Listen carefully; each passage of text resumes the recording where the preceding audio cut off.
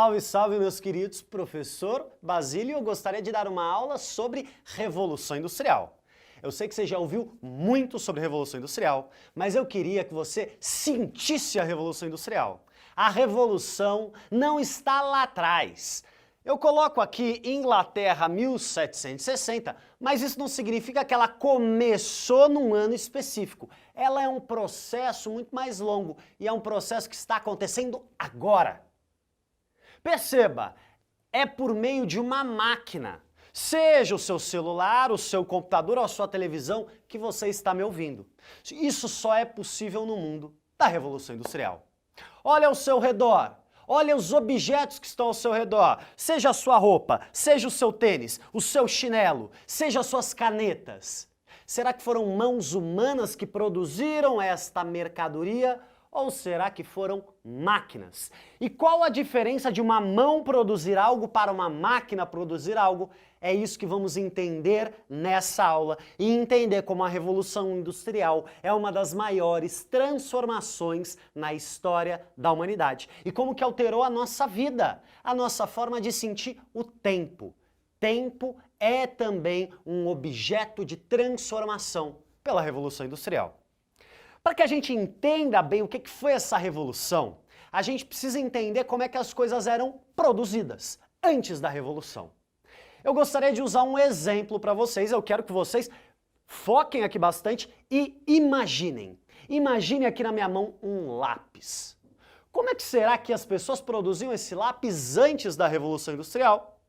Então um camponês trabalha na terra, planta, colhe. Mas em alguns momentos do ano, quando lhe sobra tempo, ele ia lá na floresta, cortava uma árvore, trazia essa árvore para a sua casa, lixava a madeira, cortava a madeira com as suas próprias ferramentas. E então ali no seu tempo de folga, ele ia esculpindo, ele ia formando o lápis. Depois ele pintava, depois ele colocava o grafite e depois ele assinava. Ele usava esse lápis para a sua própria família, dava para alguns vizinhos. Só que, no momento em que este camponês foi expulso das suas terras, ele vai começar a usar este lápis como fonte de sobrevivência. Ele vai se transformar em um artesão. Ele vai se especializar na produção de lápis. Vamos lembrar, este processo de expulsão dos camponeses está acontecendo na Europa desde o século XV. Os camponeses são expulsos das terras. E aí ele precisa ir para a cidade sobreviver. E ele vai sobreviver sendo um artesão, fazendo lápis. Só que o burguês, o grande comerciante, ele vai chegar pro artesão e vai falar: deixa eu trocar uma ideia aqui com você. Sabe esse lápis que você está fazendo? Eu quero comprar. Porque eu vou para uma viagem e eu quero vender o seu lápis. Eu vou precisar não de 10 lápis, não de 30 lápis, eu vou precisar de 100 lápis. Então o artesão começa a produzir aquele lápis, ele domina todo o processo produtivo, ele sabe fazer o lápis. Mas ele vai vender o lápis para o comerciante que vai revender o lápis por toda a Europa. Muito bem. Só que o comerciante, que ganha muito dinheiro com a venda do lápis, começa a pensar o seguinte: por que é que eu não contrato várias pessoas dentro de um grande galpão? Por que que eu não trago já a madeira? Por que que eu já não trago as ferramentas? Porque com isso eu vou conseguir mais dinheiro. Ao invés de ter que ficar negociando com o comerciante, por que é que eu não organizo a produção? Porque se eu, comerciante, organizar a produção, se eu, ao invés de só vender, começar a produzir, eu vou conseguir produzir o lápis num preço mais barato. E se eu produzo o lápis mais barato e eu vendo ele no mesmo preço, a minha margem de lucro vai crescer. Perceba, são transformações na forma de produzir o lápis, mas que vão alterar a vida das pessoas. Vamos entender o que acontece na Inglaterra? Meus queridos e minhas queridas, acontece uma privatização da terra. Os nobres começam a cercar as suas terras e expulsar os seus camponeses. Eles começam a querer ganhar mais dinheiro com a terra e expulsam os camponeses. Com isso, os camponeses perdem a sua fonte de sobrevivência, perdem o acesso à terra e vão precisar ir para as cidades, num processo que a gente chama de êxodo rural. Êxodo rural é saída do campo para a cidade. Vamos ter um processo de urbanização. As pessoas então vão começar a morar nas cidades. Esse é um fenômeno novo. A maior parte da humanidade, desde lá da pré-história, vive da agricultura. Mas agora não, porque os camponeses são expulsos de suas terras. E essas pessoas que chegam na cidade vão precisar sobreviver. Mas olha o problema que essa pessoa vai ter. Essa pessoa não tem terra, essa pessoa muitas vezes não tem ferramentas para ser um artesão, essa pessoa não tem dinheiro, essa pessoa não tem nada. Sabe a única coisa que essa pessoa vai ter? Talvez os seus filhos. É por isso que a gente fala que esta pessoa é um proletário. Prole significa filho. Proletário é aquele que não é dono de nada, somente dos seus filhos. E olhe lá. Essas pessoas que chegam nas cidades vão ser proletários assalariados, ou seja, vão vender o seu tempo por salário. Perceba, essa pessoa já não consegue plantar seu próprio alimento. Então ela vai ter que trabalhar, vender o seu tempo para conseguir um pouquinho de dinheiro para se alimentar, para sobreviver. Esse é um fenômeno novo. As pessoas estão vendendo o seu tempo, estão vendendo seus braços, estão vendendo o seu trabalho. Enquanto isso, os comerciantes estão acumulando cada vez mais dinheiro. Os comerciantes que estão controlando a produção estão cada vez mais ricos. Eles estão organizando grandes manufaturas. O que é isso? São esses grandes galpões onde os trabalhadores produzem. Mas olha que interessante. Aquelas pessoas que estão produzindo lápis não são donas do lápis. O dono do lápis é o comerciante. Porque o comerciante que contratou, que alugou aquele grande galpão, ele é dono das ferramentas, foi ele que trouxe a matéria-prima, portanto o produto final é dele. E o produto final ele foi produzido num custo muito barato. E o comerciante vai vender este produto muito caro, portanto sua margem de lucro vai aumentar.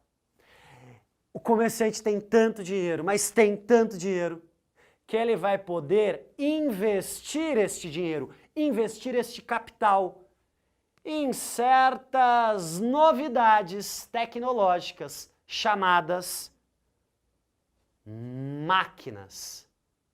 Essa inovação tecnológica chamada máquina vai aumentar de uma forma absurda a produção. Uma máquina consegue fazer o trabalho de dezenas de mãos humanas. E com uma vantagem.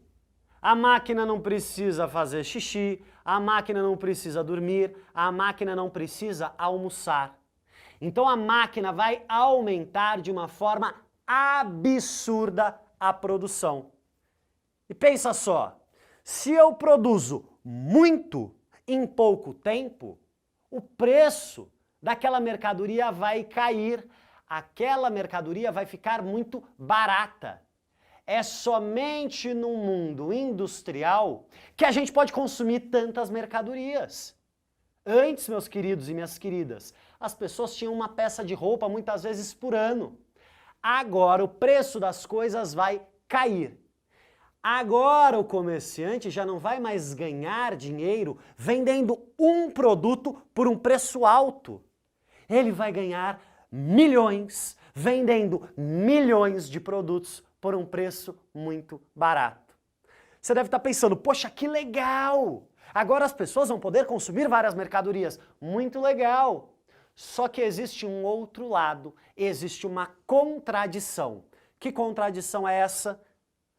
O mundo industrial vai gerar um aumento da produção, sem dúvida. Nunca se produziu tanto na história da humanidade.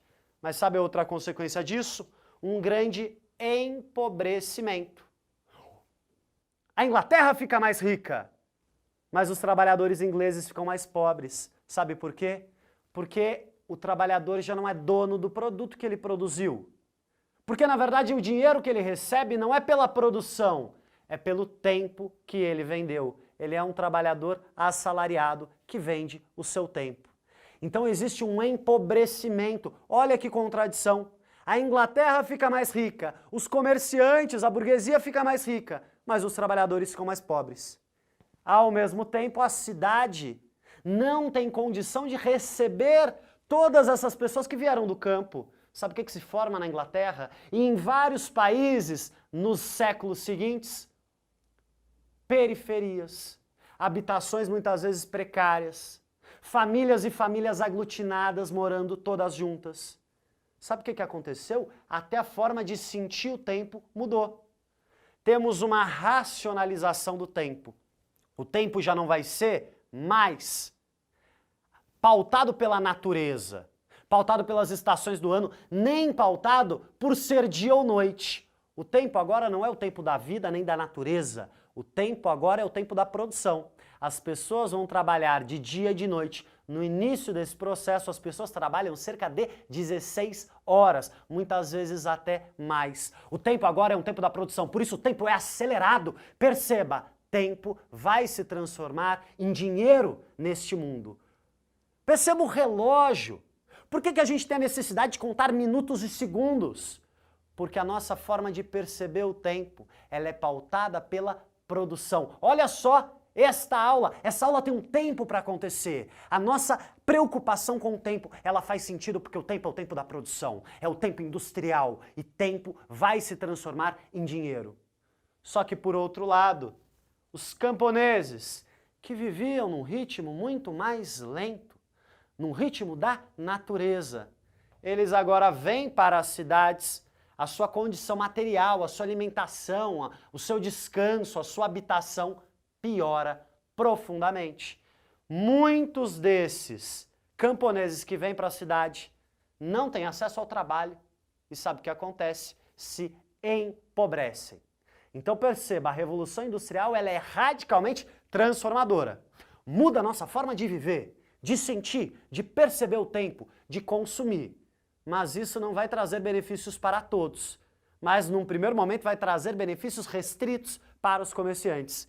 Este é o mundo industrial. Este é o mundo da Revolução Industrial. Um breve resumo. A Revolução Industrial é um fenômeno que começa na Inglaterra e que transforma as formas de se produzir, as formas de se viver, as formas de se sentir. E a Revolução é tão importante que muda o tempo. E não por acaso, o meu tempo nessa aula acabou. Forte abraço.